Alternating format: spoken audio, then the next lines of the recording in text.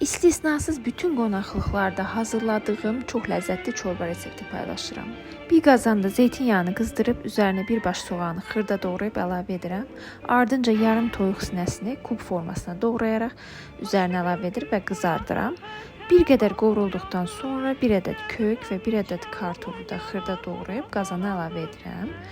Daha sonra yarım kəsə tel şehriyə və ya xırda vermişel əlavə edirəm və qarışdırıram. Mütləq şəkildə sarı kök və zövqə görə duz əlavə edirəm. İstəsəniz pul biber və istiot da əlavə edə bilərsiniz. Ardından üzərinə təqribən 2 litr isti su töküb qarışdırıram. Çorbanı orta odda təxminən 30-40 dəqiqə bişirirəm.